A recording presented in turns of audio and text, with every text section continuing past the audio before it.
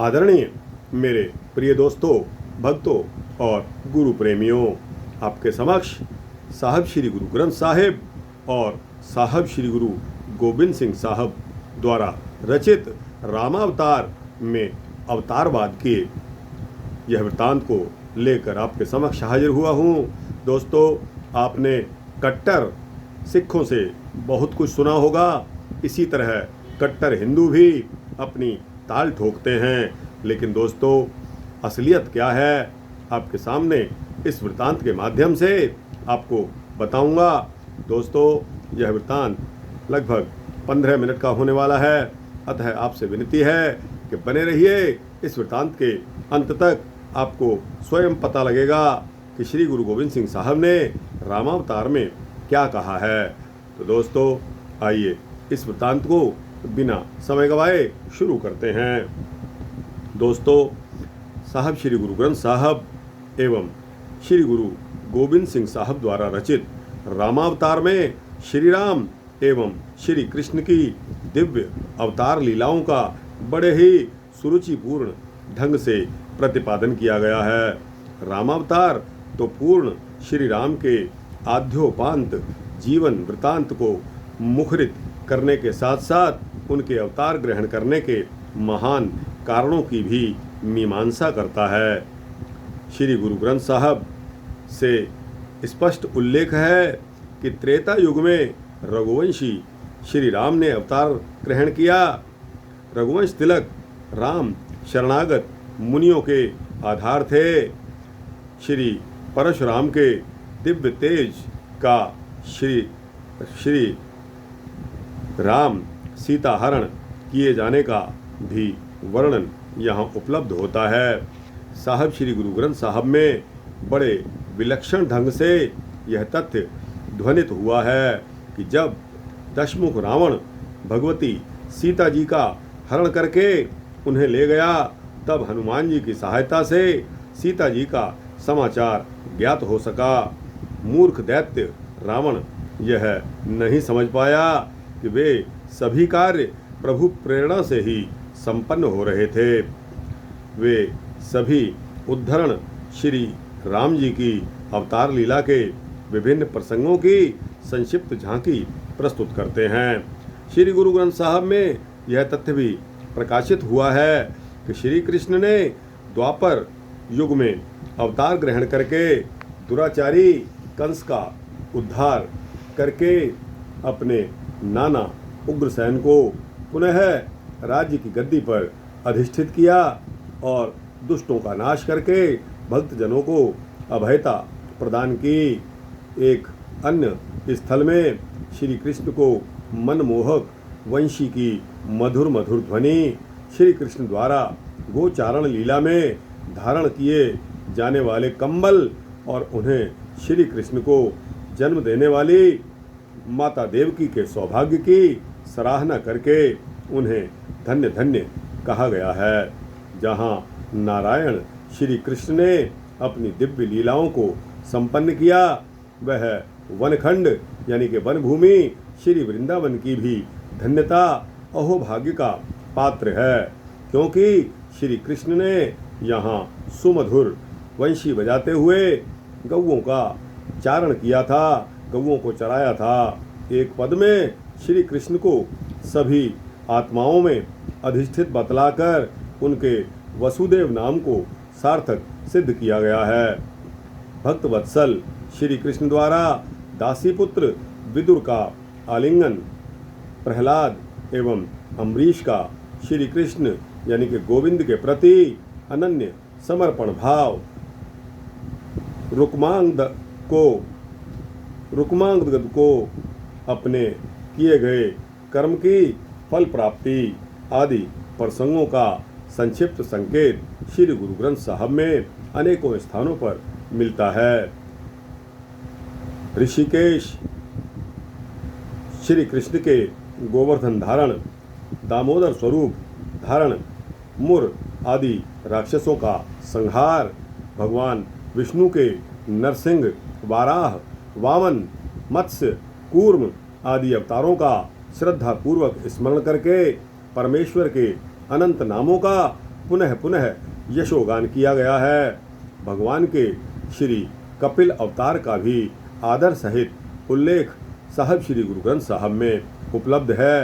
एक प्रसंग में भगवान नरहरि यानी कि विष्णु के बैकुंठ लोक का भावपूर्ण विवेचन करते हुए उनके लोक में सदैव विराजमान भगवती लक्ष्मी, सृष्टिकर्ता ब्रह्मा यानी के चतुर्मुख, अर्जुन, ध्रुव, प्रहलाद, अम्बरीश, नारद, सिद्ध, बुद्ध, गंधर्वगण आदि द्वारा प्रभु से नित्य भक्ति या मोक्ष प्राप्ति की याचना किए जाने का मनमोहक वर्णन इसमें है।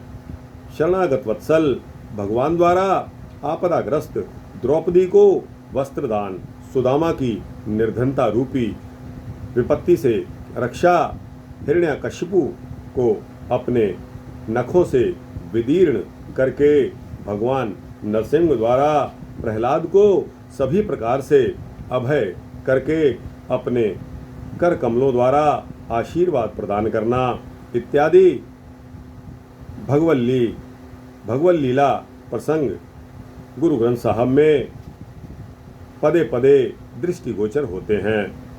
दोस्तों, पीत वस्त्रधारी एवं मोर पंख से सुशोभित श्री हरि ये सब कौतुक स्वेच्छा शक्ति से संपन्न होते हैं। मत्स्य एवं कूर्म यानी कि कच्छप आदि अवतार धारण करने वाले इन्हीं श्री विष्णु जी ने ही अपने कृष्ण रूप में श्री यमुना जी के तट पर कंदुक क्रीड़ा की थी। माँ यशोदा जी इन्हीं कमल नयन एवं मधुरभाषी श्री कृष्ण को वात्सल्यवश दही भात खाने के लिए बार बार आग्रह पूर्वक आज्ञा देती थी। भगवान श्री कृष्ण एवं श्री राम की माधुर्य पूरित अवतार लीलाओं के ऐसे और भी प्रसंग साहब श्री गुरु ग्रंथ साहब में यत्र तत्र दृष्टिगोचर हैं, जिनका श्रवण करके भावुक भक्तों के हृदय में आनंद एवं रस की सात्विक धारा प्रवाहित होने लगती है। साहब श्री गुरु गोविंद सिंह साहब द्वारा रचित रामावतार तो पूर्ण रूप से श्री राम जी की अवतार लीलाओं को समर्पित है। यह सर्वमान्य तथ्य है कि देवताओं की करुण पुकार को सुनकर भगवान द्रवित हो उठे और उन्होंने दशरथ के घर श्री राम रूप में अवतार लिया। इस मान्यता को स्वीकार करने के साथ साथ श्री गुरु गोविंद सिंह साहब जी ने श्री राम के अवतार धारण की प्रक्रिया में काल की महान प्रेरणा की भी विशिष्ट भूमिका का समर्थन किया है। श्री गुरु गोविंद सिंह द्वारा कृत रामावतार में अन्य राम कथाओं से कुछ भिन्न मौलिक उद्भावनाएं भी बताई गई हैं। वाल्मीकि रामायण में महर्षि वशिष्ठ राजा दशरथ को बहुत सहज ढंग से आश्वस्त करके श्री राम को विश्वामित्र के साथ भेजने की आज्ञा देते हैं, परंतु रामावतार में वशिष्ठ जी के आश्वासन का वर्णन उपलब्ध नहीं है। स्वयं विश्वामित्र राजा दशरथ से अपने आश्रम एवं यज्ञ आदि की रक्षा हेतु श्री राम को अपने साथ भेजने का आदेश देते हैं और भय दिखाते हैं कि यदि श्री राम को उनके साथ नहीं भेजा गया तो वे अपने तपोबल से राजा को भस्म कर देंगे। वाल्मीकि रामायण के अनुसार देवासुर संग्राम में राजा दशरथ के प्राणों की रक्षा के उपलक्ष्य में कैकेयी को राजा ने 2 वर मांगने का वचन दिया था, परंतु रामावतार की मान्यता यह है कि कैकेयी के पिता ने राजा दशरथ का कैकेयी से विवाह इस शर्त पर किया था कि समय आने पर यानी कि आवश्यकता पड़ने पर कैकेयी को राजा दशरथ द्वारा 2 वर देने होंगे। यह शर्त ही राजा दशरथ की प्राण हानि का कारण बनी। श्री राम के वनगमन के कारण की मीमांसा करते हुए रामावतार में कहा गया है कि श्री ब्रह्मा जी की प्रेरणा से मंथरा ने कैकेयी को सुझाव दिया कि श्री राम को वनवास दिया जाए।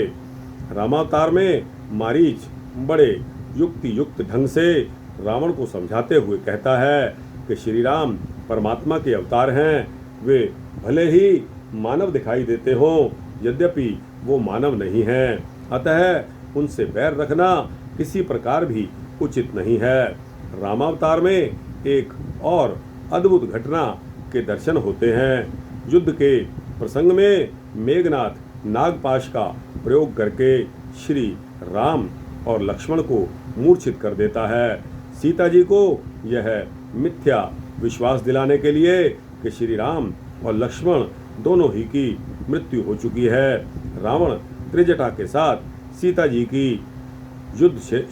को युद्ध क्षेत्र में भेजता है। वहां श्री राम और लक्ष्मण को मूर्छित देखकर सीता जी नाग मंत्र का प्रयोग करती हैं, जिसके अमोघ प्रभाव से वे दोनों श्री राम और लक्ष्मण संजीवनी शक्ति प्राप्त करके पुनः खड़े हो जाते हैं। सीता जी बड़ी सावधानी से वहां से वापस लौट आती हैं। रामावतार की इस घटना का अन्य राम कथाओं से मुख्य अंतर यह है कि अन्य कथाओं में गरुड़ द्वारा श्री राम और लक्ष्मण आदि को नागपाश से मुक्त कराने का वर्णन आया है, जबकि रामावतार में यह महान कार्य श्री सीता जी द्वारा संपन्न किया हुआ बताया है। पुष्पक विमान पर वानरों सहित सवार होकर जब राम अयोध्या लौटते हैं तो स्वर्ग जैसी सुहावनी अयोध्या नगरी में हर्ष की मानो बाढ़ सी आ जाती है। राम अयोध्या लौट आए हैं ऐसा जानकर नगरवासी भाग भाग कर श्री राम के दिव्य दर्शनों के लिए उमड़ पड़ते हैं। वे बड़े आदर सहित श्री राम के चरण कमलों का स्पर्श करते हैं और श्री राम बड़े उत्साह के साथ सभी नगर निवासियों से मिलते हैं। इस सारे दृश्य को रामावतार में बड़े ही मनोहारी हृदय स्पर्शी ढंग से चित्रित किया गया है। श्री राम के राज्याभिषेक के अवसर पर अनेक देशों से आए राजागण श्री राम को अमूल्य रत्न, माणिक्य, मोती, दास दासियां, नानाविध अलंकार, सुंदर अश्व, हाथी एवं रथ आदि भेंट करते हैं। श्री सीता जी के निर्वासन यानी कि वाल्मीकि आश्रम में गमन की घटना का रामावतार में थोड़े अलग प्रकार से वर्णन किया गया है। यहाँ अन्य राम कथाओं के समान धोबी आदि के द्वारा सीता के चरित्र पर किसी प्रकार का कोई कलंक लगाने का उल्लेख नहीं है। केवल श्री राम की आज्ञा स्वीकार करके लक्ष्मण जी गर्भयुक्त भगवती सीता को वाल्मीकि आश्रम के निकट छोड़ आते हैं। वाल्मीकि जी सीता जी को अपनी पुत्री के समान आश्रम में आश्रय दे देते हैं। समय आने पर भगवती सीता पुत्र लव को जन्म देती है और एक दिन किसी विशेष कारणवश महर्षि वाल्मीकि कुश को अभिमंत्रित करके एक शिशु के रूप में परिवर्तित कर देते हैं। इस प्रकार लव और कुश नामक समान पराक्रम एवं समान रूप वाले दो भाइयों को भगवती सीता का मातृत्व प्राप्त होता है। रामावतार श्री गुरु गोविंद सिंह साहब द्वारा रचित में रामावतार में भगवती सीता जी का श्री राम से पुनर्मिलन का वर्णन भी उपलब्ध होता है। सबसे अधिक मार्मिक प्रसंग तब आता है जब सीता जी अपने पतिव्रत्य धर्म का प्रत्यक्ष प्रमाण प्रस्तुत करती हुई पृथ्वी माता की गोद में विलीन हो जाती हैं। श्री राम भी श्री सीता जी का वियोग सहन नहीं कर पाते और स्वलोक की ओर प्रस्थान कर जाते हैं। भरत और लक्ष्मण भी इस असह्य विरह से संतृप्त होकर प्राणायाम द्वारा ब्रह्मरंध्र से अपने प्राणों का विसर्जन कर लेते हैं। रामावतार की इतिश्री यानी कि समाप्ति करते हुए साहब श्री गुरु गोविंद सिंह साहब ने राम कथा की शाश्वता एवं श्री राम की महानता का चित्रण इस प्रकार किया है। राम कथा जुग जुग अटल सबको भाखत नेत, सुरगवास रघुवर करा सगरी पुरी समेत। रामावतार 858। तो दोस्तों, कई लोगों के मुंह से यह सुनते हैं कि सिख धर्म अलग है और सिख धर्म का हिंदुओं से कोई वास्ता नहीं है। कितनी शर्म आती है इन लोगों के बिहेवियर पे, इन लोगों के व्यवहार पे जो कि फूट डालते हैं। दोस्तों, अगर सत्य जानो तो साहब श्री गुरु गोविंद सिंह साहब ने रामावतार और कृष्णावतार दोनों ही लिखे हैं। दोस्तों, यह आपको मैंने कंपैरेटिव यानी कि तुलनात्मक अध्ययन वाल्मीकि रामायण और साहब श्री गुरु गोविंद सिंह साहब द्वारा रचित रामावतार में क्या क्या अंतर हैं उनके बारे में बताया। दोस्तों, उम्मीद करता हूँ कि आपको यह वृत्तांत अच्छा लगा होगा। अपना कमेंट्स, अपनी राय कमेंट सेक्शन में अवश्य देना। अच्छा लगा हो तो इसको लाइक करते हुए अपने दोस्तों, भक्तों, मित्रों, जिज्ञासुओं को भेजना। और दोस्तों, इस चैनल को सब्सक्राइब कर देंगे तो आपको इसी तरह के सूक्ष्म भक्ति वृत्तांत देता रहूँगा। आपकी खोज में तत्पर। जय श्री राम, जय श्री सीता रामचंद्र भगवान की जय।